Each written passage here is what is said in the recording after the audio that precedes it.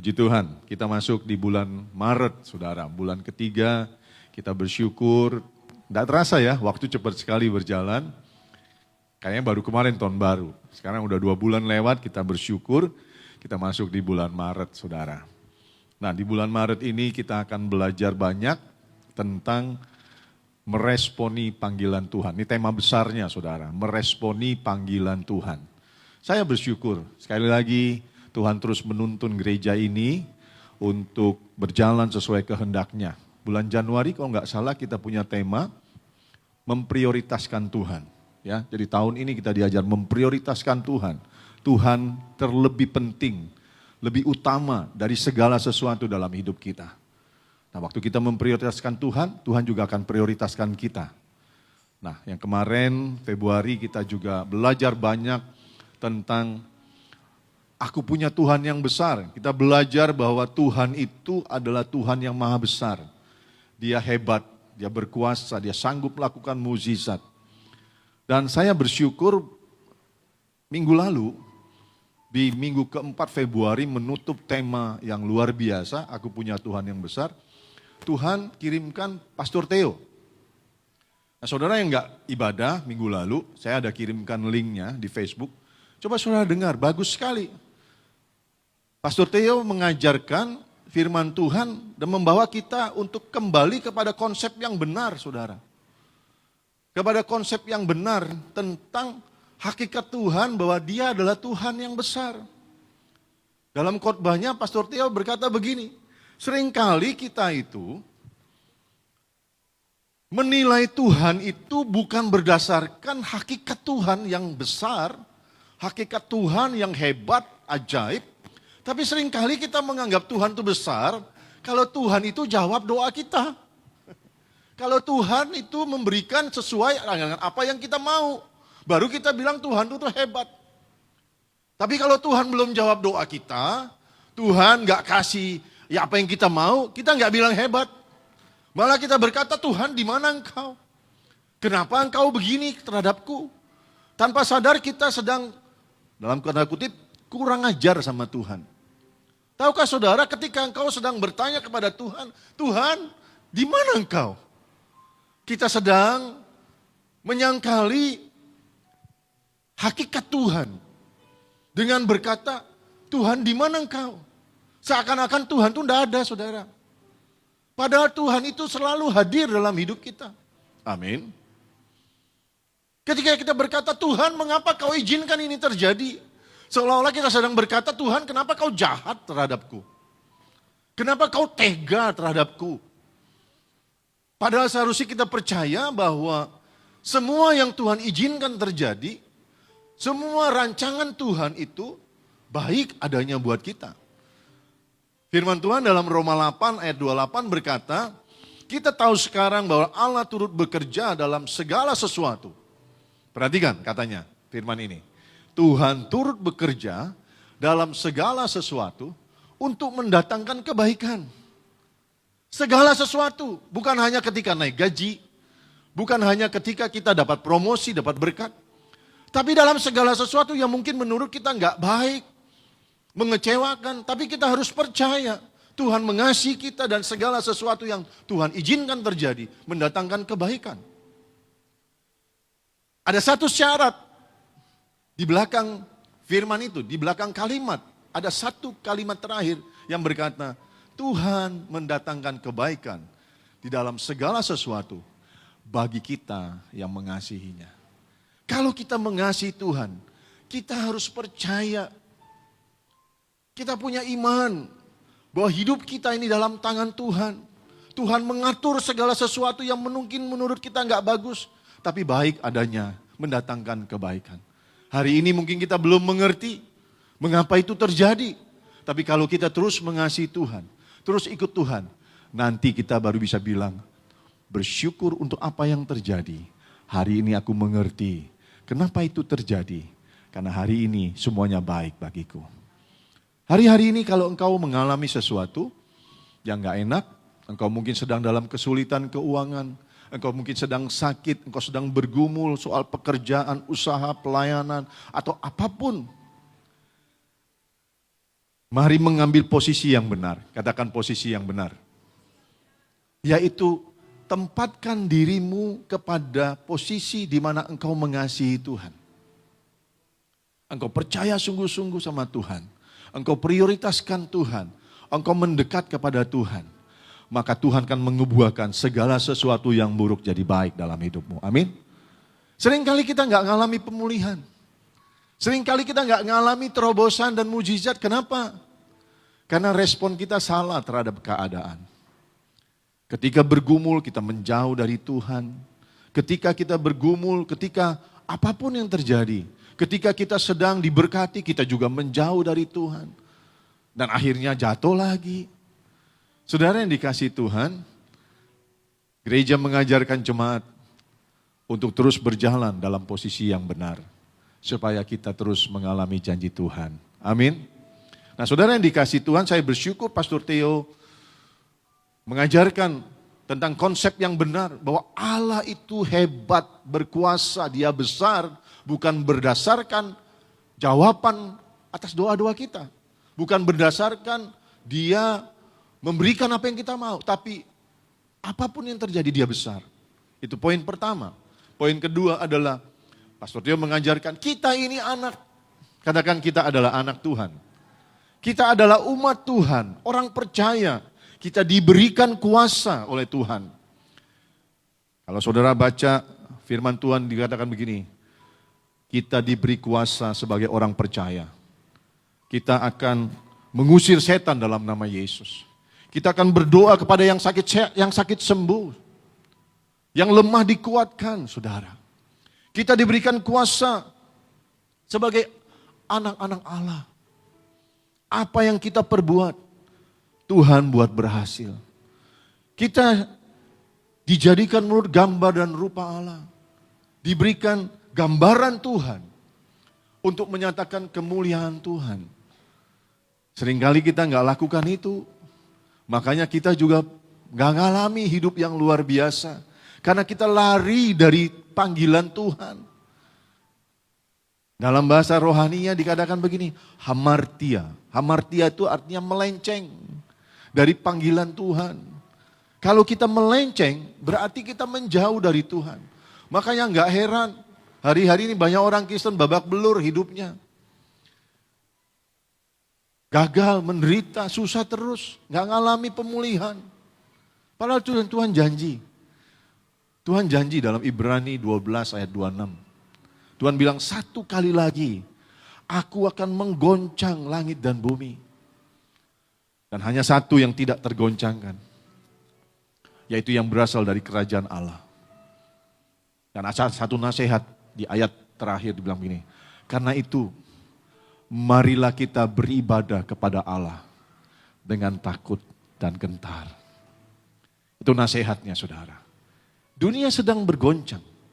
Kemarin dimulai perang. Amerika, Israel menyerang Iran. Saudara tahu dampaknya ke seluruh dunia saudara. 3 hari lalu deklarasi perang lagi antara Pakistan dan Afghanistan. Kita tidak pernah dengar tiba-tiba meletus lagi perang. Saudara, saya enggak nakut-nakutin saudara, enggak. Dunia enggak makin baik. Alkitab udah bilang keadaan akhir zaman. Deru perang, kesusahan, pergumulan, tantangan, beban.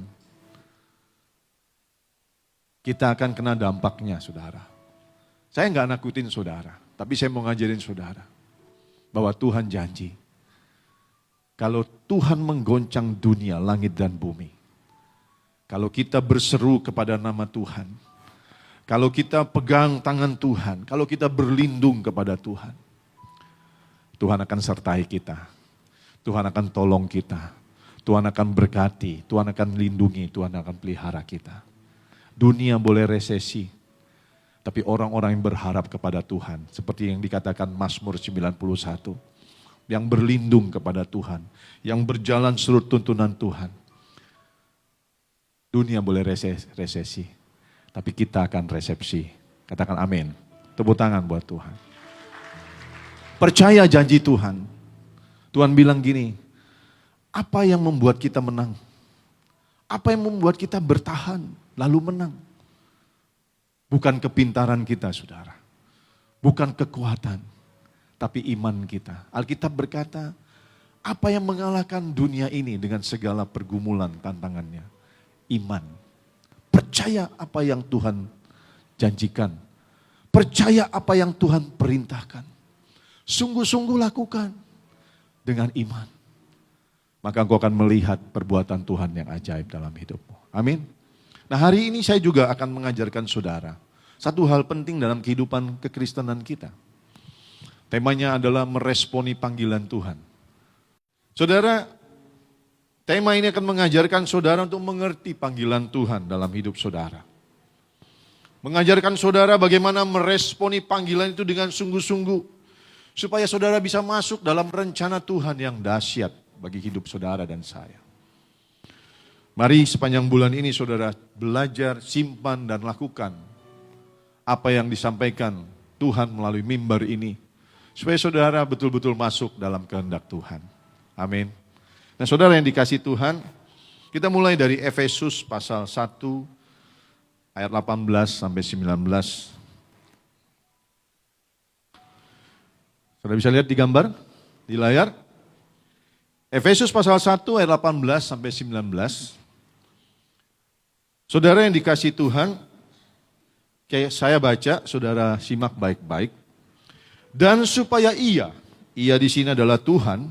Saudara lihat itu huruf gede, I-nya.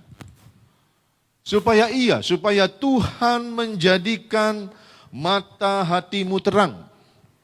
Agar kamu mengerti. Nah, saudara lihat ini poin pentingnya. Tuhan membuat mata hati kita terang supaya kita mengerti. Bilang supaya kita mengerti.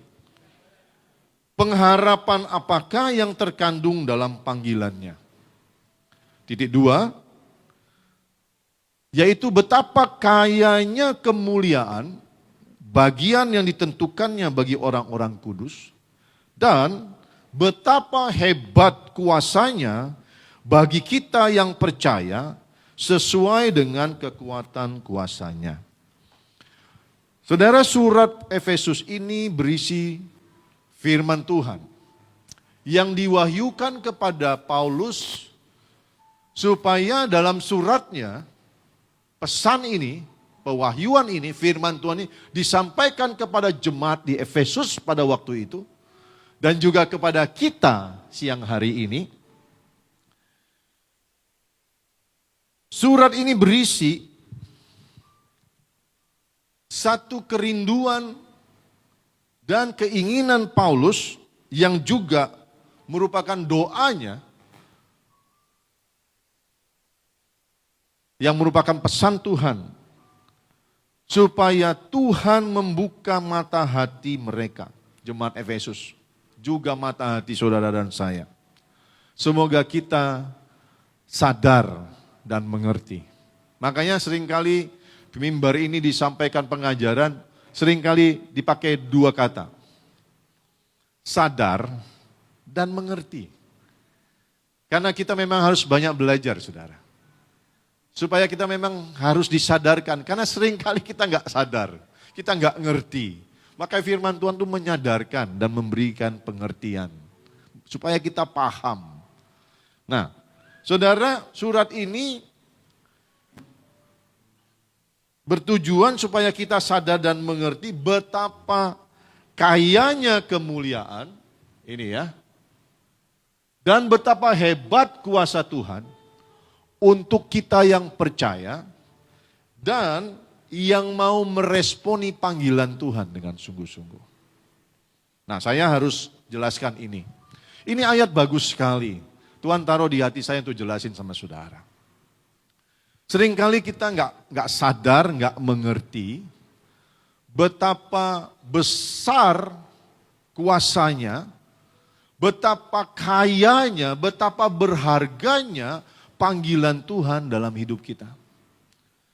Karena kita nggak sadar, nggak mengerti, maka kita seringkali mengabaikan panggilan ini. Ya itu tadi, karena tidak sadar, tidak mengerti betapa kaya, betapa berharga, betapa hebat kuasa Tuhan yang Tuhan mau berikan bagi kita. Kalau kita meresponi panggilan Tuhan. Kita seringkali tidak sadar, tidak mengerti, sehingga kita mengabaikan. Kita anggap remeh, kita acuh, kita menolak, kita nggak peduli panggilan Tuhan. Padahal panggilan Tuhan itu begitu berharga. Begitu mulia, begitu besar kuasa yang akan kita alami, betapa besar kuasanya yang akan bekerja di dalam hidup kita melalui kita. Tuhan mau pakai hidup kita, kalau kita meresponi panggilannya. Satu kali saya, udah lama, 20 tahun lalu, saya punya teman dulu di HOG awal-awal namanya Andi. Dia pakai cincin berlian, saudara. Besar. Ininya warna emas putih, lalu berliannya banyak. Saya pikir itu palsu, saudara. Karena banyak dijual kan yang palsu. Yang bukan berlian, apa zirconia. Saya nggak tanya dia, itu asli apa palsu. Saya langsung bilang gini, saya coba, coba dong, bagus cincinnya, saya coba, pas. Pinjem Di. Karena kita deket dan dia juga sungkan sama saya, dia kasih. Ya udah pakai. Gitu aja dia kasih. Saya pakai 2-3 hari. Tapi karena saya pikir itu palsu, saudara. Saya pakai 2-3 hari aja. Lalu saya taruh aja di laci begitu. Gitu loh. Karena saya pikir ini murah, paling 1 juta lah. 1,5 juta. Saya pinjam hampir sebulan, saudara. Saya nggak pakai, saya pikir cuma 1 juta. 20 tahun lalu, saudara. Saya abaikan, saya nggak jaga, taruh di kotak, ditutup, nggak, saya taruh aja di laci. Karena saya anggap murah gitu. Saudara tahu, ketika saya kembalikan, saya tanya, Di, lu beli berapa, Di? 20 juta lebih, saudara. Dan itu asli, saudara. Saya enggak sadar, enggak ngerti kalau cincin itu mahal, itu asli. Sehingga saya nggak mengabaikan, nggak peduli saudara. Saya nggak jaga baik-baik. Wah kalau saya tahu ASI saya pakai terus saudara.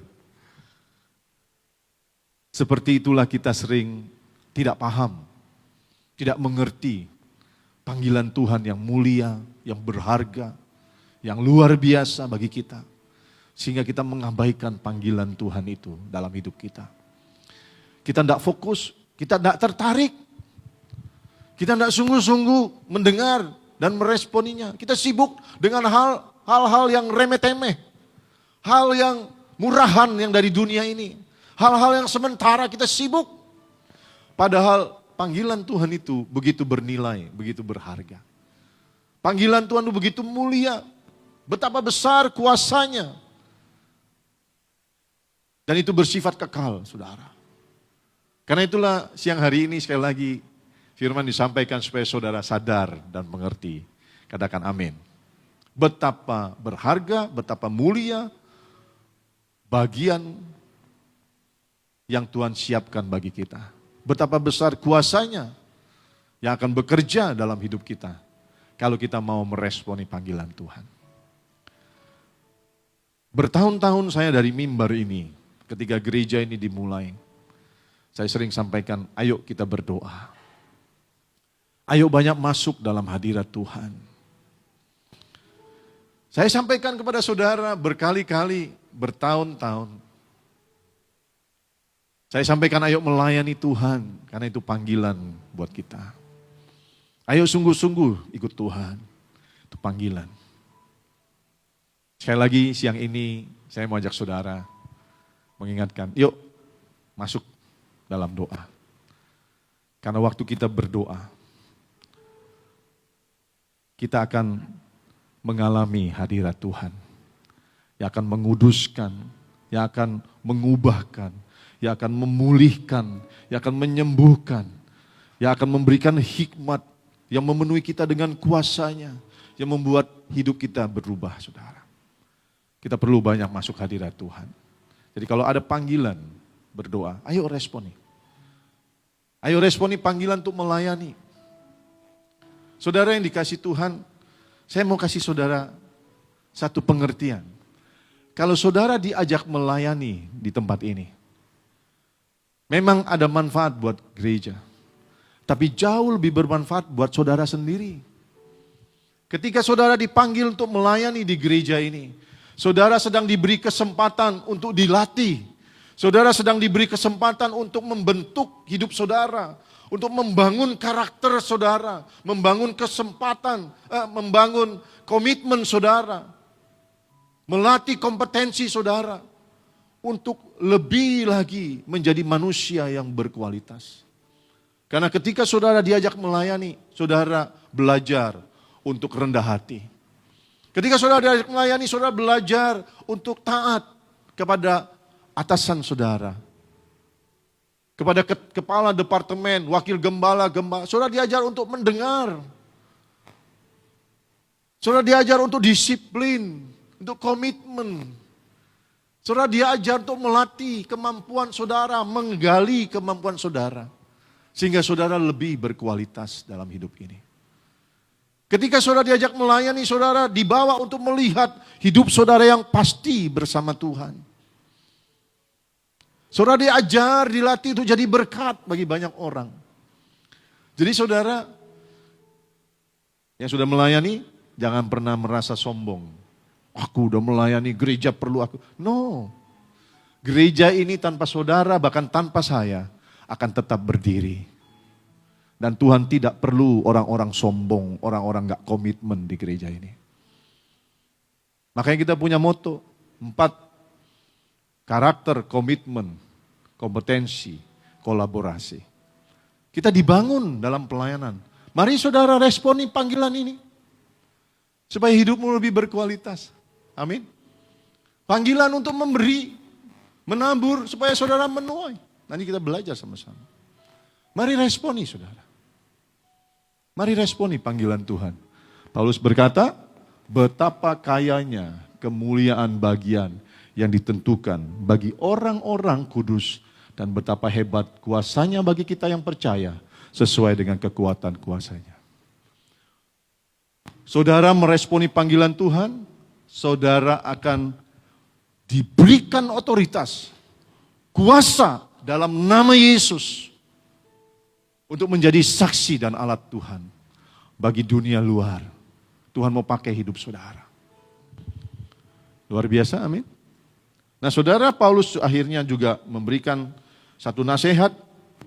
Kalau kita sudah menyadari, mengerti panggilan ini, maka Paulus berkata, sebab itu aku menasihatkan kamu. Kalau kita udah mengerti. Dan saya berharap hari ini dimulai saudara mengerti. Sampai sore nanti kalau saudara datang, kita akan melihat ada 4 hal yang kita alami kalau kita meresponi panggilan Tuhan. Datang sore kalau sempat. Kalau kita mengerti, menyadari, Paulus berkata, hendaklah supaya hidupmu sebagai orang-orang yang telah dipanggil berpadanan. Berkali-kali saya sampaikan kata ini, saya sampaikan dari mimbar, hendaklah hidupmu sebagai orang-orang yang telah dipanggil berpadanan dengan panggilan itu. Berpadanan itu sesuai, selaras, katakan selaras, sesuai, seturut dengan panggilan itu. Kalau engkau dipanggil untuk melayani Tuhan, jadilah hamba Tuhan. Kalau engkau dipanggil untuk menjadi orang percaya, jadilah orang percaya yang benar, yang sungguh-sungguh. Kalau engkau dipanggil untuk menjadi gembala, jadi gembala yang sungguh-sungguh. Kalau engkau dipanggil jadi pemimpin yang sungguh-sungguh, saudara. Kalau engkau dipanggil jadi full time, Pak Andi, jadi full time yang sungguh-sungguh. Kalau engkau dipanggil jadi guru yang sungguh-sungguh. Berpadanan dengan panggilan itu, amin. Supaya kita nggak jadi sandungan. Kalau engkau dipanggil jadi orang Kristen yang sungguh-sungguh. Sehingga di luar orang boleh lihat, engkau memang benar Kristen. Di kantor orang lihat, oh ini orang Kristen, benar kelakuannya Kristen. Disiplin, jujur, punya integritas, rendah hati, sopan, penuh kasih. Amin. Jangan sampai di luar, hidup kita nggak berpadanan. Orang bilang, Kristen kayak apa ini? Tanda tanya besar. Kita justru jadi sandungan ketika orang lihat kita di luar sana. Seharusnya orang lihat Kristus di dalam kita. Amin. Nah, saudara yang dikasihi Tuhan, mari kita lanjut. Saudara, ada 2 jenis panggilan dalam hidup kita. Panggilan dari Tuhan, ya. Dalam mengikuti Yesus kita punya 2 jenis panggilan. Yang pertama, panggilan umum. Yang kedua, panggilan khusus, saudara. Nah, kita mau belajar sama-sama, kita lihat dulu panggilan umum. Ada banyak panggilan dalam hidup kita. Saya hanya menyampaikan 3 hal, di samping banyak hal lain yang bisa kita tambahkan. Saya nanti kasih tambahan-tambahannya, yang kalau dibahas semua nggak cukup waktu. Tapi inilah kira-kira pokok-pokoknya panggilan umum buat kita. Pertama, kita dipanggil untuk menjadi orang percaya dan diselamatkan, saudara. Itu panggilan utama. Secara umum, semua manusia yang telah jatuh dalam dosa, ketika Adam jatuh, maka semua manusia berdosa. Firman Tuhan dalam kitab Roma berkata, semua manusia telah berbuat dosa dan kehilangan kemuliaan Allah. Maka Yesus harus turun ke dalam dunia. Tuhan yang maha mulia itu turun ke dunia, menjadi manusia, dan dia rela berkorban, mati di kayu salib, untuk menghapus dosa kita, untuk menguduskan kita, dan menyelamatkan kita, saudara, dari hukuman kekal dosa di neraka. Waktu Yesus mati untuk menebus dosa kita, semua manusia dipanggil untuk percaya akan karya keselamatan yang Tuhan sudah lakukan, yang merupakan anugerah. Tanpa kita harus lakukan sesuatu, kita diberikan kesempatan untuk menerima anugerah keselamatan. Dengan cara apa? Percaya bahwa Tuhan Yesus adalah Tuhan dan Juru Selamat kita. Waktu kita percaya, Alkitab berkata, kita akan diselamatkan. Dosa kita dihapuskan. Waktu kita percaya, Tuhan berkata, kita menjadi ciptaan yang baru di dalam Dia. Kita menerima hidup yang baru, hidup yang punya pengharapan, hidup yang pasti bersama Tuhan. Dan Tuhan janjikan hidup kekal di surga. Saudara, kita semua dipanggil. Bahkan seluruh umat manusia ini dipanggil untuk percaya dan diselamatkan. Saudara, Markus pasal 16, saya bisa lihat di sana. Firman Tuhan berkata, siapa yang percaya dan dibaptis akan diselamatkan. Tetapi siapa yang tidak percaya akan dihukum. Puji Tuhan, saudara ada di sini. Di ruangan ini, di gereja Tuhan. Sebagai salah satu tanda bahwa saudara adalah orang-orang percaya. Coba kasih tunjuk kiri kanan bilang gini. Kamu bersyukur loh bilang. Dapat anugerah keselamatan. Boleh kasih tepuk tangan buat Tuhan. Ini panggilan umum saudara. Kita dipanggil untuk percaya dan diselamatkan. Tetapi saya mau ingatkan saudara.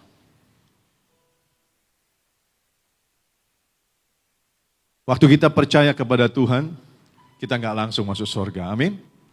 Karena kita masih diberikan kesempatan menjalani hidup di dunia ini. Menghadapi semua beban, masalah, tantangan, dan juga godaan.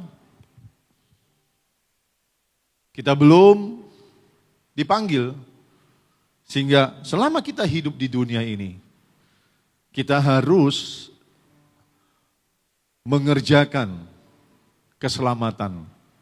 Kita harus membuktikan iman kita kepada Tuhan. Bukan iman kaleng-kaleng, saudara. Bukan iman kaleng-kaleng. Tahu iman kaleng-kaleng? Iman abal-abal. Tapi kita harus buktikan iman yang betul-betul iman di hadapan Tuhan. Mohon maaf nih, jangan marah sama saya orangnya ceplas-ceplos saja. Karena saya lihat ada orang Kristen, katanya, KTP Kristen, ke gereja juga saudara. Tapi kehidupan di luar gereja tidak mencerminkan bahwa dia adalah Kristen sejati. Cara hidupnya, cara beribadah, ketaatannya, kesetiaannya, tidak membuktikan bahwa dia adalah Kristen yang sejati. Jadi panggilan untuk percaya dan diselamatkan itu bukan panggilan yang biasa-biasa, tapi harus diresponi dengan satu sikap yang serius. Kalau kita percaya kepada Tuhan, kita membuktikan iman kita itu saudara. Melalui kehidupan yang sungguh-sungguh ikut Tuhan. Sungguh-sungguh beribadah, sungguh-sungguh taat, sungguh-sungguh setia, sungguh-sungguh meresponi firman Tuhan. Saudara yang dikasih Tuhan, nanti penjelasannya di bawah. Saya ajak saudara melihat yang kedua. Panggilan umum. Kita dipanggil untuk diberkati dan jadi berkat. Nah, keren ya. Panggilan pertama untuk percaya dan diselamatkan. Setelah percaya dan diselamatkan, masuk kepada level selanjutnya. Nah, kalau saudara pernah dengar sharing firman saya, My Spiritual Journey, itu 5 panggilan hidup manusia. Mengapa kita ada di dunia ini? 5 tujuan hidup manusia. Pertama memang dipanggil untuk percaya, untuk menyembah Dia. Yang kedua, saudara, naik lagi. Tuhan mau berkati kita semua. Katakan amin. Ya. Kita dipanggil untuk diberkati. Kita dipanggil untuk diberkati dan jadi berkat. Bagi banyak orang yang membutuhkan, bagi dunia di luar sana yang membutuhkan. Tapi seringkali kita senang kepada sepenggal kalimat saja. Wah, puji Tuhan, aku diberkati. Tapi kita lupa bahwa ternyata kalimatnya tidak titik. Kalimatnya nyambung. Karena ada kata dan. Ini tidak bisa dipisahkan. Tuhan tidak pernah punya rencana hanya sepotong. Enggak. Tuhan enggak pernah punya rencana hanya memberkati saudara. Titik, enggak. Saudara boleh baca di Alkitab. Siapapun yang diberkati Tuhan, Tuhan enggak pernah punya rencana berkat itu stop pada orang itu saja. Tapi selalu dan sampai hari ini dan selamanya, kalau Tuhan memberkati, Tuhan punya rencana, kita harus jadi berkat. Ini sebenarnya satu panggilan yang luar biasa. Panggilan umum saya bilang. Arti umum itu dipanggil semua orang. Tuhan gak pilih-pilih. Oh yang ini boleh, ini gak dipanggil, ini dipanggil, ini gak dipanggil. Enggak. Semua dipanggil untuk diberkati. Dan Tuhan mau pakai kita, kalau kita udah diberkati, jadi berkat. Luar biasa nih panggilan ini, saudara. Kejadian pasal 12 ayat 1 sampai 3. Ketika Tuhan panggil Abram keluar dari rumah bapaknya di Haran. Kejadian 12 ayat 1, saudara baca di sana, saya baca. Berfirmanlah Tuhan kepada Abram, pergilah dari negerimu dan dari sanak saudaramu dan dari rumah bapamu ini ke negeri yang akan kutunjukkan kepadamu. Lihat ayat 2, ini janji Tuhan. Ini yang Tuhan akan lakukan buat Abraham, bapak orang percaya, dan juga bagi saudara dan saya. Coba dengar baik, imani dan lakukan, saya percaya hidup saudara berubah. Tuhan bilang begini, aku akan membuat engkau menjadi bangsa yang besar, dan memberkati engkau, serta membuat namamu masyhur, dan engkau menjadi berkat. Ayatnya jelas, tidak sepotong-sepotong bahwa Tuhan hanya akan memberkati Abraham. Tapi di sini ada kata dan, nyambung. Engkau akan menjadi berkat. Aku akan memberkati orang-orang yang memberkati engkau dan mengutuk orang-orang yang mengutuk engkau dan olehmu semua kaum di muka bumi akan mendapat berkat. Ini juga janji perlindungan, pembelaan dari Tuhan. Bukan hanya berkat, saudara. Ayat inilah yang menjadi dasar visi gereja kita. Sebelum gereja ini dimulai, Tuhan kasih ayat ini sama saya. Makanya gereja kita punya visi, diberkati untuk menjadi berkat. Saya berdoa, saudara semua diberkati Tuhan. Dan saudara mengerti panggilan ini bahwa tidak stop hanya diberkati, tapi saudara jadi berkat. Sesuai dengan apa yang Tuhan percayakan kepada saudara. Nah, saudara yang dikasihi Tuhan, kita dipanggil untuk diberkati dan menjadi berkat. Kita belajar dulu ya, ini beberapa hal. Nanti kita bahas di bawah. Yang ketiga, kita dipanggil untuk menjadi murid Tuhan. Katakan dipanggil jadi murid. Setelah kita percaya, kita diselamatkan, lalu Tuhan memberkati kita. Tuhan mau kita belajar lebih dalam lagi bersama Tuhan. Nah, bicara tentang belajar lebih dalam, mau enggak mau kita harus menjadi murid Tuhan. Kalau status murid itu artinya belajar terus. Katakan belajar terus. Ya, belajar dengan tekun, katakan dengan tekun. Belajar dengan sungguh-sungguh, saudara. Di sini kita ada guru di sini. Ada Bu Herta, Bu Marta, dan guru-guru yang lain. Saya pernah jadi murid, saudara. Kita di Indonesia jadi murid itu lama. Bahkan di luar negeri memang lebih singkat. SD 6 tahun, SMP 3 tahun, SMA 3 tahun, 12 tahun. Betul? Lama, saudara. Kuliah 4 tahun, S1, S2 2 tahun. Hitung sendiri deh berapa belas tahun. Lama belajarnya, saudara. Dan selama jadi murid itu diperlukan disiplin, ketekunan, kesungguhan, keseriusan. Diperlukan latihan terus supaya pintar, saudara, mengerti. Dan kalau kita udah lulus sarjana, kalau kakak saya bilang begini, kita punya tiket kehidupan. Makanya saya babak belur, saudara. Artinya bukan babak belur, saya cabut, saya ralat. Saya berjuang mati-matian menyekolahkan anak saya sampai sarjana. Nah, sekarang anak-anak bekerja dengan luar biasa. Karena mereka udah sarjana, selesai sekolahnya. Bahkan harus terus belajar, saudara, walaupun secara formal enggak lagi. Nah saudara, kita harus juga jadi murid belajar sama Tuhan. Supaya kita jadi orang Kristen yang mengerti kehendak Tuhan. Amin. Sadar, mengerti, tahu. Dan kita mahir, mampu untuk melakukan kehendak Tuhan. Untuk melakukan apa yang Tuhan percayakan. Dan seperti anak-anak saya yang sudah sarjana, kalau kerja, gaji besar, fasilitas bagus. Kita jadi orang Kristen juga ngalami fasilitas-fasilitas. Janji-janji Tuhan dalam hidup kita. Makanya Tuhan panggil kita jadi murid, saudara.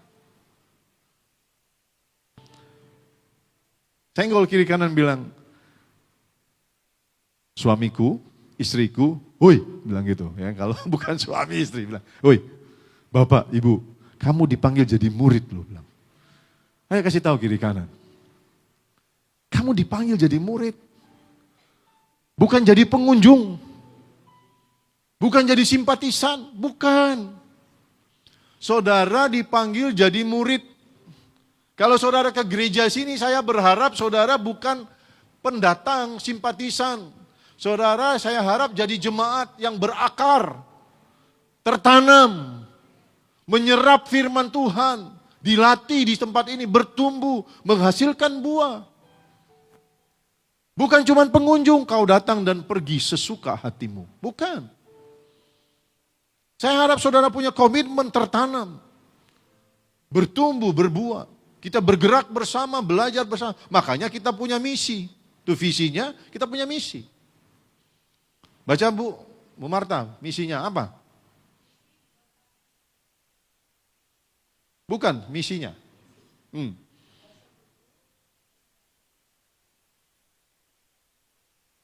Itu yang kita lakukan di gereja ini, saudara. Itu yang Tuhan taruhkan di hati saya. Ini yang kita lakukan.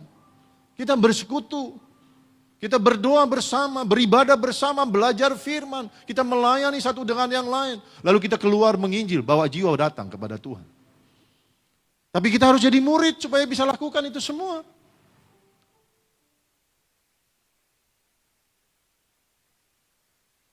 Hari ini firman mengingatkan saudara panggilan itu. Panggilan secara umum, siapapun dipanggil jadi murid. Mau tua, muda, laki, perempuan, besar, kecil, apapun pendidikan saudara, status sosial saudara, pekerjaan saudara, keadaan saudara. Saudara dipanggil jadi murid, mengerti. Jadi Kristen yang pintar. Bukan Kristen yang kalau ditanya, bagaimana ikut Tuhan? Nanti mati masuk surga enggak? Enggak tahu. Bukan, itu Kristen namanya Kristen on, saudara. Coba lihat muka-muka sebelah, on enggak? Harusnya jadi Kristen yang pintar. Saudara bergereja di sini harus jadi Kristen yang pintar. Karena saudara dikasih makanan yang fresh, makanan yang bermutu, makanan yang berasal dari firman Tuhan, murni saudara. Tuhan mau panggil kita jadi murid, belajar sungguh-sungguh, bukan pengunjung, bukan simpatisan, bukan Kristen yang suka-suka aja, yang malas, bukan. Kristen yang mau belajar, saudara. Amin. Mari kita lihat ayatnya. Matius 4 ayat 18 sampai 22. Perikopnya jelas berkata, berjudul Yesus memanggil murid-murid yang pertama. Dan ketika Yesus sedang berjalan menyusur danau Galilea, ia melihat dua orang bersaudara, yaitu Simon yang disebut Petrus dan Andreas saudaranya. Mereka sedang menebarkan jala di danau sebab mereka penjala ikan. Yesus berkata kepada mereka, mari. Yesus panggil mereka, mari ikutlah aku, kata Tuhan.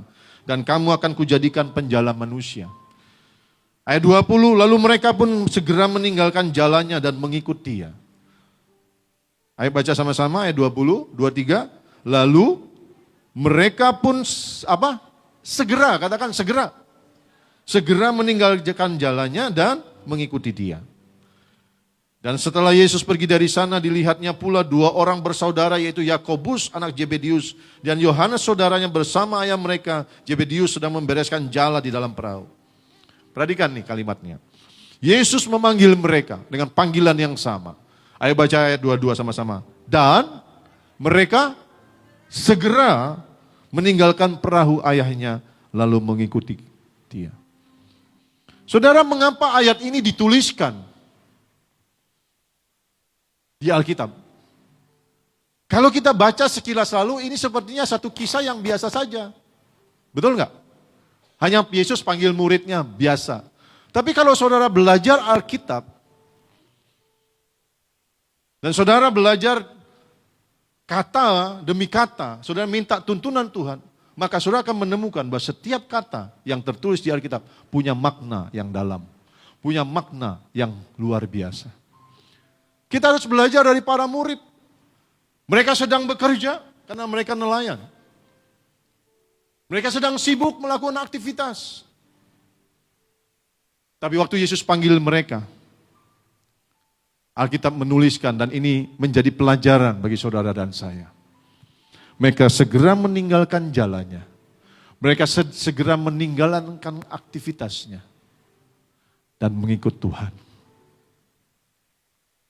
Bahkan di ayat terakhir dikatakan, Yakobus dan Yohanes itu sedang bersama ayahnya bekerja.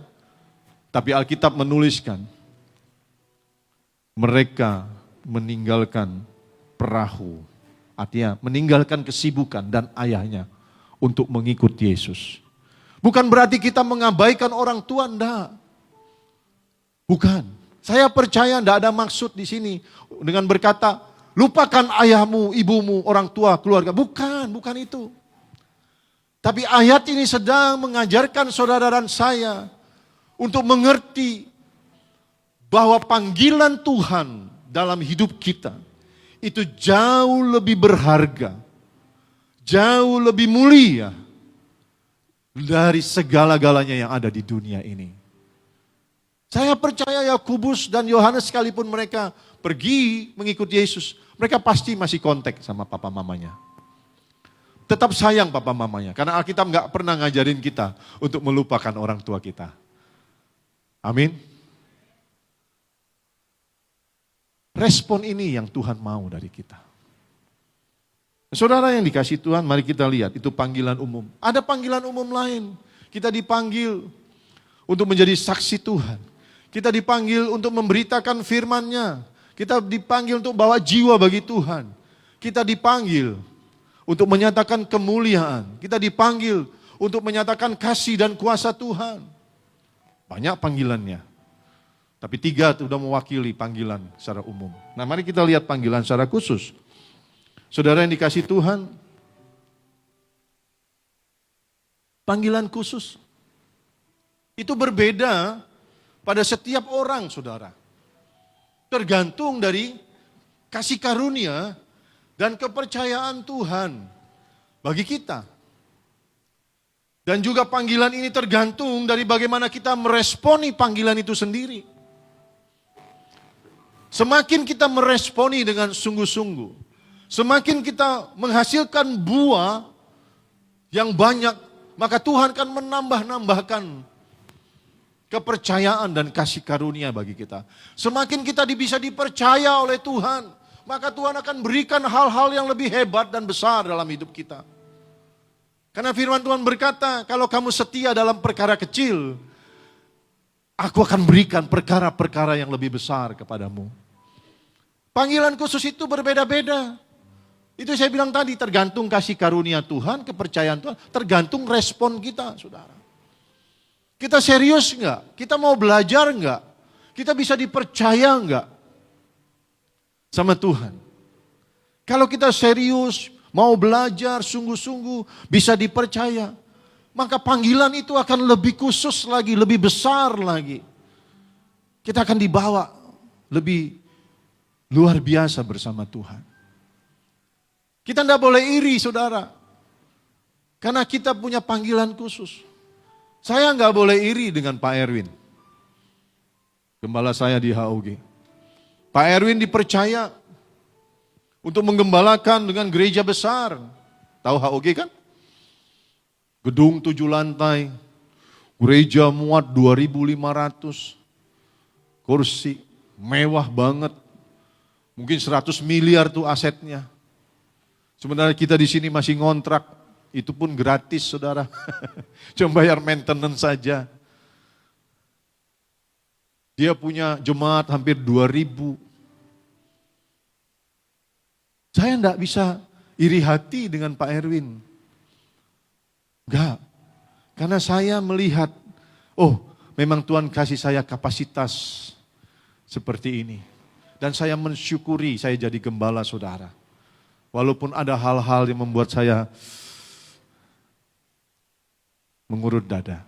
Tapi saya bersyukur, saya dipercaya Tuhan menggembalakan Gaby Manuel di Aviary Plaza ini. Saya tidak bisa iri karena beda kasih karunia. Mungkin kalau saya ditaruh di tempat sana jadi gembala sana, saya stres saudara. Di sini juga stres, tapi stresnya nggak banyak saudara. Kalau saya berhadapan dengan jemaat sana mungkin saya lebih stres lagi. Jadi saya nggak iri saudara. Kita juga, setiap kita punya kasih karunia yang berbeda, panggilan yang berbeda. Di gereja ada panggilan gembala, ada gembala jemaat, ada gembala kul. Gembala kul tidak bisa iri sama saya gembala jemaat. Mau jadi gembala jemaat? Ayo belajar. Kasih tahu sama Tuhan, kasih lihat sama Tuhan kesungguhanmu melayani. Saya tidak bisa iri dengan Pak Simon karena Pak Simon jago main keyboard. Saya kalau main keyboard nggak ada ibadah kita. Pak Simon nggak bisa iri sama saya, kok Pak Ferry khotbah. Kita punya panggilan dan kasih karunia yang berbeda-beda. Saya ada hari ini karena saya meresponi panggilan Tuhan dengan sungguh-sungguh. Saya belajar, saya kuliah, saya berlatih, saya melayani dengan komitmen sungguh-sungguh. Saya ada hari ini. Saya bisa ada hari ini, saudara tahu. Juga bukan instan. Saya mulai pelayanan seperti saya suka cerita. Saya bertobat 97 Maret. Saya mulai melayani 97 Oktober. Tadi saya hitung-hitung sama istri saya. Udah berapa tahun ya Mi? 97 sampai sekarang. Kalau Maret nanti, udah Maret nih ya. Tahun 2026. Berapa tahun Bu? Dari 97, 29 tahun. 29 tahun. Lama saudara. Saya jadi gembala kul. Saya jadi koordinator ibadah.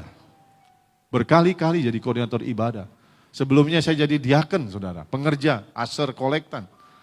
Saya jadi ketua panitia pembangunan rumah doa. Saya ketua panitia Natal, saya belajar semua yang dipercayakan, saya lakukan dengan sungguh-sungguh.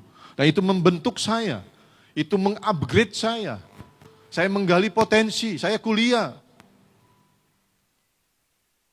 Saya ada hari ini, gak tiba-tiba saudara. Saya diproses di tahun 2015, tapi saya tetap setia. Tuhan percayakan hal yang lebih besar. Semua mendatangkan kebaikan. Ketika saya diproses, saya tidak tinggalkan Tuhan. Saya tidak marah, kecewa, lalu bilang saya stop pelayanan. Tidak. Saya dimaki, saya direndahkan, dianggap sampah. Saya terima. Apapun yang terjadi, saya tetap mau melayani Tuhan. Saya dibawa lagi ke tempat ini. Proses saudara. Asal kita responi dengan sungguh-sungguh. Apa yang Tuhan izinkan terjadi. Respon sungguh-sungguh panggilan Tuhan. Amin. Tuhan bawa kita luar biasa.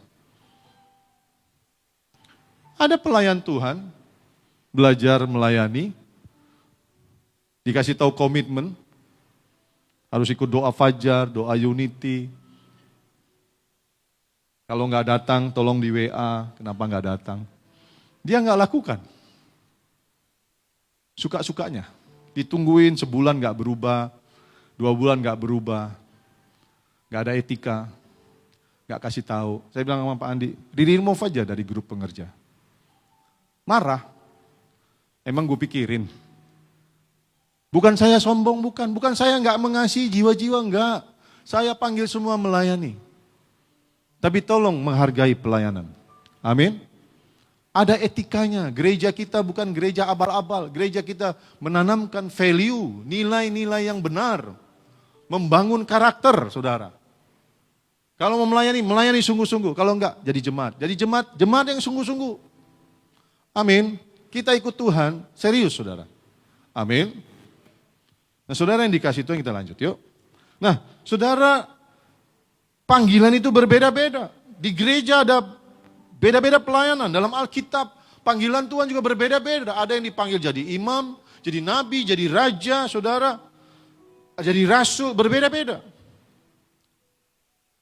Nah kalau kita mau menjawab panggilan Tuhan secara umum dan masuk kepada panggilan khusus, maka saya tulis di sini nih. Ayo kita baca yuk sama-sama. 2, 3. Kita bisa dengan mudah mengetahui panggilan umum dari Tuhan bagi kita. Ayo baca sama-sama. Tapi untuk mengetahui panggilan khusus, maka kita harus masuk dulu kepada panggilan umum. Baru kemudian kita akan mengetahui apa panggilan khusus Tuhan bagi kita. Tidak bisa kita langsung masuk kepada panggilan khusus. Tidak bisa. Tidak ada orang tiba-tiba jadi gembala. Tidak ada. Tidak ada. Tidak ada orang baru bertobat tiba-tiba jadi well. Tidak ada. Tidak ada. Masuk kepada panggilan umum dulu sebagai orang percaya, diselamatkan. Jadi murid, dilatih. Belajar yang banyak. Dan punya komitmen bahwa hidupnya mau jadi berkat. Nah kalau kita sudah belajar di panggilan umum tadi, maka Tuhan akan bawa kita kepada hal-hal khusus. Amin. Gak ada langsung masuk ke hal khusus. Gak ada. Masuk dulu ke hal umum. Kita setia dalam panggilan umum. Tuhan bawa ke panggilan khusus, saudara. Kalau di tentara, di kepolisian, di kedokteran contohnya, sama aja, di ekonomi juga. Saudara, tentara itu kalau di akademi militer, itu tahun pertama, itu semuanya masuk sama dengan kepolisian, satu kelas. Mungkin sekarang udah dipisah akpolnya, tapi dulu satu kelas. Baru tahun kedua dipisahin, yang militer, yang polisi. Sekarang mungkin udah pisah. Nanti kalau udah lulus akmil, letnan 2, itu masuk kepada jurusan masing-masing. Kalau di akmil itu ada infanteri, saudara. Infanteri. Infanteri itu ada subspesialis lagi, Kopassus, Kostrat, saudara. Ada yang kavaleri, ada yang artileri, saudara. Jadi macam-macam penjurusannya, saudara. Kepolisian juga, ada yang di serse, ada yang di lantas, saudara. Di lalu lintas, ada pemisahannya. Kedokteran juga, gak ada tiba-tiba jadi spesialis bedah, spesialis penyakit dalam, gak ada. Spesialis umum dulu, saudara. Semua belajar jadi spesialis umum. Setelah lulus, berapa tahun, mendaftar, lalu belajar spesialis. Ada spesialis bedah, penyakit dalam, spesialis THT, spesialis onkologi untuk kanker ya. Ginekologis itu untuk kandungan dan sebagainya. Maka saya mau bilang sama saudara, ayo kita responin dulu yang umum-umum dulu. Lalu lebih dalam masuk yang khusus. Amin. Ya. Jangan iri. Yang duluan-duluan deh. Yang penting kita bisa menyusul kalau kita serius. Amin. Nah mari kita lihat selanjutnya. Nah ini penting. Nah ini beberapa poin. Saudara, yuk belajar. Ini inti dari pembahasan kita di depan. Belajar baik ini. Perhatikan baik-baik. Panggilan Tuhan, baik secara umum ataupun khusus membuat hidup kita, itu menjadi berharga. Katakan berharga. Saya bisa tambahin, hidup kita menjadi berkualitas. Ya, kalau kita responi panggilan Tuhan yang umum, yang khusus, hidup kita jadi berharga. Hidup kita jadi berkualitas. Satu. Yang kedua, hidup kita memiliki makna, memiliki arti, saudara. Kemudian hidup kita memiliki tujuan. Saya kasih quote ya. Yuk baca yang kencang. Ini quote dari saya. Tuhan kasih saya hikmat untuk bikin quote ini. Statement ini. Yuk baca sama-sama dengan kuat. 2, 3. Kegagalan terbesar kita sebagai manusia dimulai ketika kita tidak bisa memenuhi panggilan Tuhan. Mungkin kita bisa rubah kalimatnya, kegagalan terbesar kita sebagai manusia dimulai ketika kita tidak mau, bukan tidak bisa, tidak mau memenuhi panggilan Tuhan. Itulah dimulainya kegagalan demi kegagalan di dalam hidup kita. Ketika kita mengabaikan panggilan Tuhan, ketika kita tidak acuh, kita meremehkan panggilan Tuhan dalam hidup kita. Disitulah dimulai kegagalan demi kegagalan dalam hidup kita. Sebaliknya kesuksesan atau keberhasilan kita sebagai manusia juga dimulai ketika kita mau berusaha meresponi panggilan Tuhan dengan sungguh-sungguh. Saudara, saya Kristen dari kecil. Sering dengar kan cerita tentang saya. Saya ke gereja rajin. Makan berdoa, tidur berdoa, ikut persekutuan doa sama mama saya. Kecil sekolah minggu, saudara. Tapi saya meremehkan panggilan Tuhan. Saya mengabaikan panggilan Tuhan. Untuk sungguh-sungguh ikut Tuhan. Untuk belajar sungguh-sungguh. Untuk serius ikut Tuhan. Saya mengabaikan. Apa yang terjadi? Hidup saya babak belur, saudara. Hidup saya babak belur. Saya jatuh ke dalam berbagai perbuatan dosa yang menjijikkan, yang membuat saya begitu menderita. Hidup saya nggak punya tujuan. Hidup saya nggak ada artinya. Bukan hanya nggak ada arti, nyusahin, saudara. Waktu saya nggak sungguh-sungguh meresponi panggilan Tuhan sebagai orang percaya. Sebagai orang percaya yang membuktikan iman saya sama Tuhan sungguh-sungguh. Saya Kristen, ke gereja, abal-abal, saudara. Berzina juga, dugem iya, makan obat, pesta pora, maling duit orang tua. Semua saya lakukan. Kristen, saudara. Bikin malu, menyusahkan orang lain. Apa artinya hidup seperti itu? Jadi sandungan. Keluarga lihat saya nggak bisa kasih lihat saya Kristen yang benar. Orang lihat saya, orang nggak lihat Kristus dalam hidup saya. Cuma nyusahin aja. Hidup saya nggak berharga, hidup saya nggak berkualitas, hidup saya nggak jadi saksi. Hidup saya nggak punya makna, hidup saya nggak punya tujuan. Puji Tuhan. Di usia 27 tahun dalam keadaan yang terpuruk. Istri saya saksinya. Saya memutuskan untuk hidup, untuk lahir baru. Hidup sungguh-sungguh sama Tuhan. Saya belajar, saya baca firman, saya belajar melayani. Nih sama istri saya yang dampingi saya. Dari hari itulah sampai hari ini. Pelan-pelan Tuhan mengubahkan hidup saya. Menjadi berharga. Memiliki kualitas hidup. Memiliki arti. Punya tujuan yang jelas.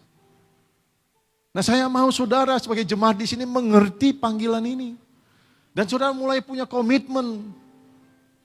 Gak main-main lagi hidup sama Tuhan, gak main-main lagi. Sungguh-sungguh. Jadi orang percaya yang membuktikan iman saudara melalui tindakan ketaatan yang mutlak. Tuhan mau lihat ketaatanmu dulu, saudara, baru Tuhan mau berkati. Perhatikan saya, coba lihat sini. Tuhan mau berkati saudara. Tapi yang Tuhan mau lihat tuh ketaatanmu dulu. Tuhan mau berkati hidupmu, mau promosikan engkau. Mau berikan janji-janjinya kepadamu. Tapi Tuhan mau lihat engkau bisa dipercaya enggak? Dengan apa yang Tuhan percayakan dalam hidupmu, kesehatan, kepintaran, kekuatan, harta, engkau bisa dipercaya enggak? Kalau engkau bisa dipercaya, taat, engkau bisa dipercaya melakukan apa yang Tuhan mau, Tuhan pasti berkati hidupmu. Tuhan pasti mengangkat hidupmu. Tuhan pasti mempromosikan engkau. Tuhan pasti menggenapinya janji-janjinya bagimu. Tapi kalau engkau enggak bisa dipercaya, Engkau nggak mau taat, nggak mungkin Tuhan berkati hidupmu. Saya kan sering bilang, untuk diselamatkan, gak ada syarat, engkau percaya saja. Itu pun percaya harus sungguh-sungguh. Tapi untuk diberkati, kita harus masuk kepada kualifikasi, bisa dipercaya sama Tuhan. Amin. Untuk bisa dipromosi, kita harus bisa dipercaya sama Tuhan. Saudara yang dikasih Tuhan, mari kita mencontoh salah satu bapak rohani kita, Abraham. Abraham tuh kalau Tuhan bilang keluar, aku akan berkati. Dia belum dapat apa-apa, dia pun nggak tahu kemana. Tapi dia keluar, dia ikut aja jalan. Dan Alkitab mencatat Abraham itu pada akhir hidupnya, dia kaya banget saudara. Diberkati banget. Diuji lagi sama Tuhan. Dikasih anak, Ishak, anak perjanjian. Anak yang disayang banget, Tuhan bilang, bawa anakmu persembahkan kepadaku. Alkitab mencatat saudara. Alkitab mencatat nih. Dia nggak argumentasi sama Tuhan. Tuhan bilang bawa persembahkan. Alkitab menuliskan, saya nggak tulis. Besok hari pagi-pagi, Abraham membawa kayu, ditaruhkan di punggung Ishak dan dia bawa 2-3 orang bujangnya.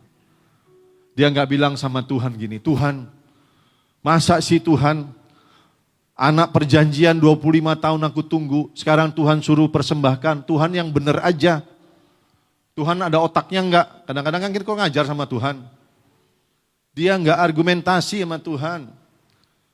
Pagi-pagi benar. Dia enggak tunggu sambil merenung, lakukan enggak ya, lakukan enggak ya. Dia enggak bilang sama Tuhan, tunggu Tuhan aku pertimbangkan dulu. Enggak saudara, Alkitab menuliskan pagi-pagi benar. Dia taat mutlak sama Tuhan. Dia bawa. Dan dia percaya waktu Ishak tanya, Bapak mana korban? Padahal dia tahu dia harus persembahkan anaknya. Dia dengan iman bilang gini, Tuhan yang akan menyediakan. Dia tahu Tuhan gak mungkin suruh dia persembahkan anaknya. Karena dia tahu setiap perintah Tuhan itu baik adanya. Tidak akan menyusahkan dan mencelakakan dia. Tidak akan merugikan dia. Dia percaya penuh sama Tuhan. Dia taat mutlak sama Tuhan. Lalu dia mau potong Ishak. Waktu dia mau potong, Tuhan lihat bagaimana taatnya dia.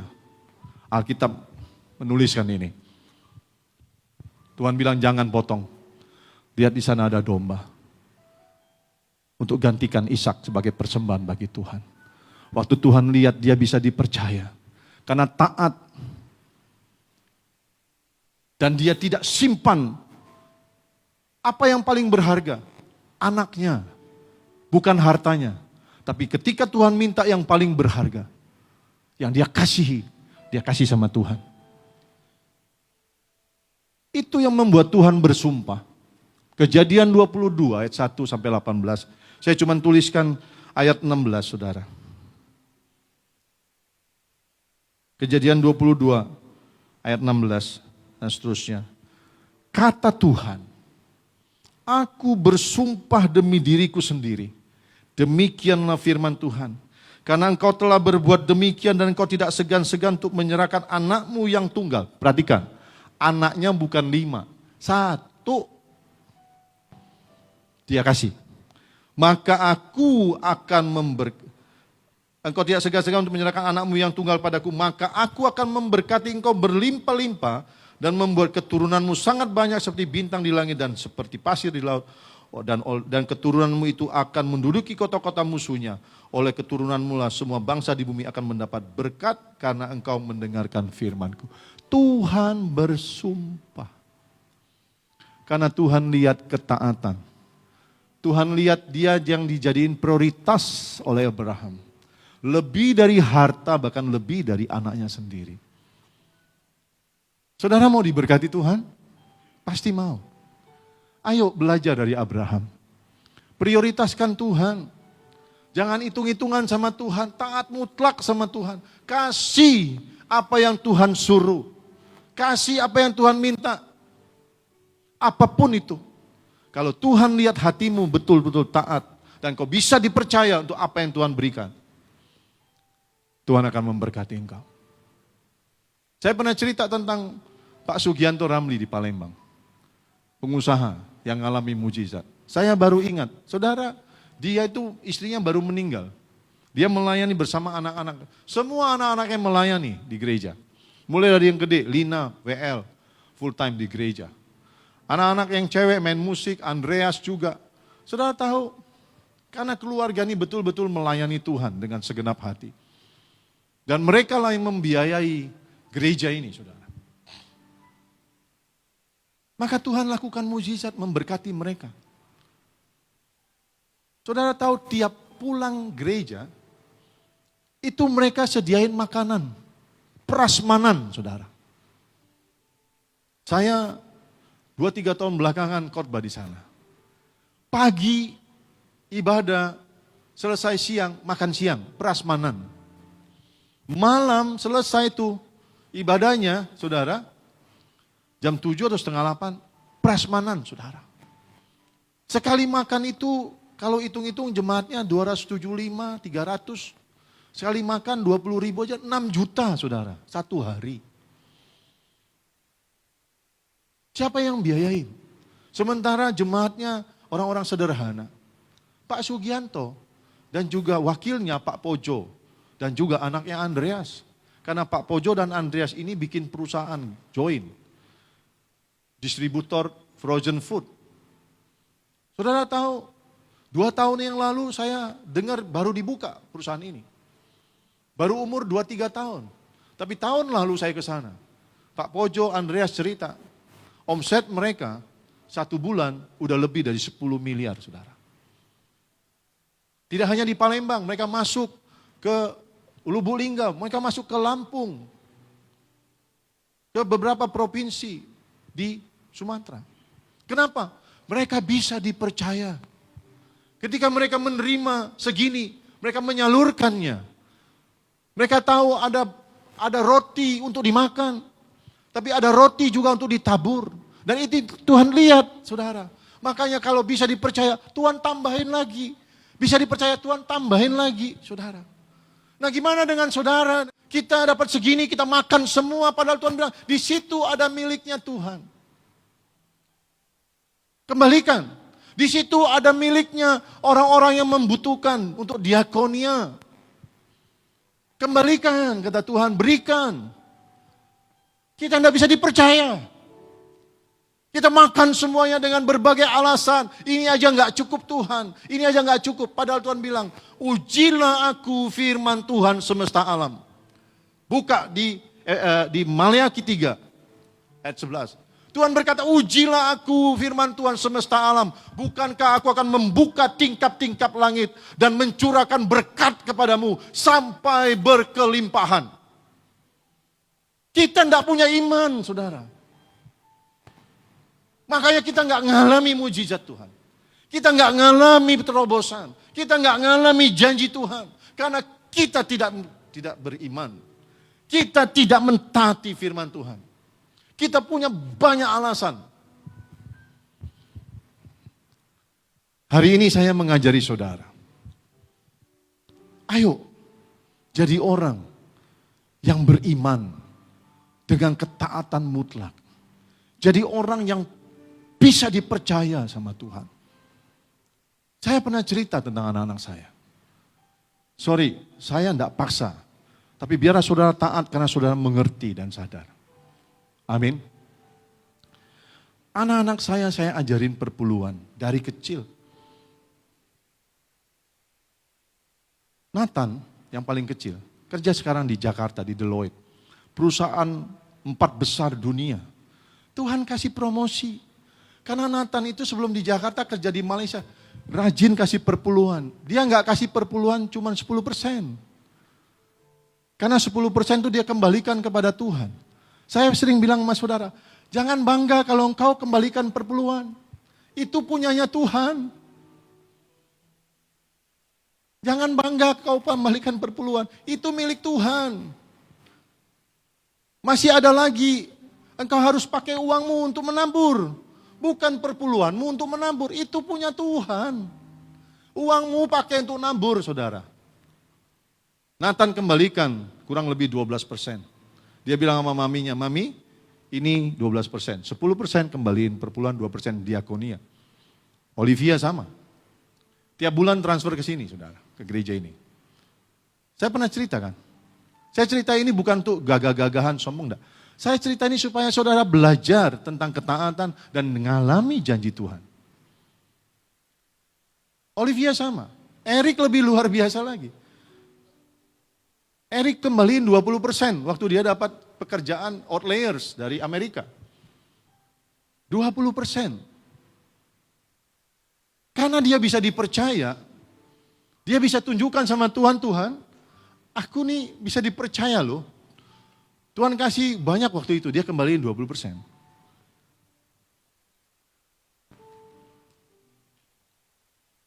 Dia resign kerja, dapat kerja lagi.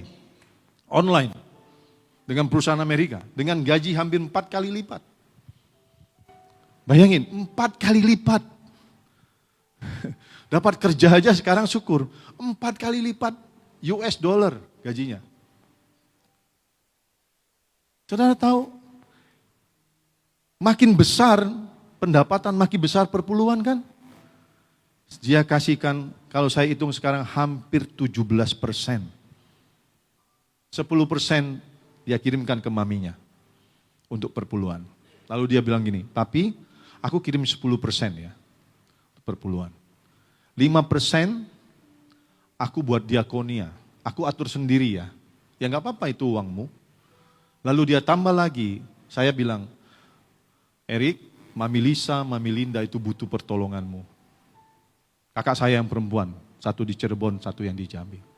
Erik mau bantu enggak? Saya pikir dia ambil dari 5%. Dia bilang, enggak, Erik enggak mau ganggu yang 5%.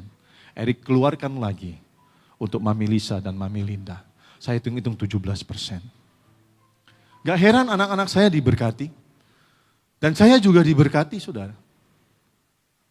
Kami belajar berikan apa yang paling berharga mungkin bagi orang, uang. Ya, saya coba kasih lihat sama Tuhan. Kami enggak hitungan soal uang. Dan Tuhan tolong saya. Mungkin saudara sudah pernah dengar, saya cerita sekali lagi. Saya 15 tahun jadi agen distributor genteng, merek Cisangkan. 15 tahun saya punya kompetitor di Batam, namanya Munir. Yang diageni perusahaan besar di Batam. Saya tidak bisa lawan, karena kami perusahaan kecil. Tapi waktu saya submit sama Tuhan, saya tunduk sama Tuhan. Tuhan yang bela saya. Tiba-tiba di awal tahun ini, saya dapat kabar dari Jakarta. Pabrik Munir itu secara nasional tutup, saudara. Tepuk tangan buat Tuhan. Tutup, saudara. Saya tanya kenapa, saya tidak dapat jawaban. Sekarang perusahaan-perusahaan perumahan yang mengambil Munir itu, kami udah deketin. Ada 7 perusahaan perumahan. Saya udah follow up. Dan mereka minta gambar, minta penawaran dari kami. Kami lagi berdoa. Saudara, waktu engkau meresponi panggilan Tuhan dengan sungguh-sungguh, engkau sedang membawa hidupmu di dalam otoritas Tuhan.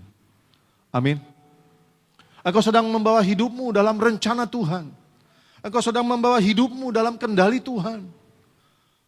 Ketika engkau mentaati Tuhan, engkau sedang bilang sama Tuhan, iya Tuhan, aku percayakan hidupku dalam tangan-Mu. Dan kalau kita hidup di dalam tangan Tuhan, nggak perlu khawatir. Dunia boleh resesi, dunia boleh terjadi apapun juga, tapi kita tetap akan mengalami kebaikan-kebaikan Tuhan. Amin. Mari responi panggilan Tuhan. Jadi orang Kristen yang sungguh-sungguh, yang taat, yang setia, yang bisa dipercaya sama Tuhan.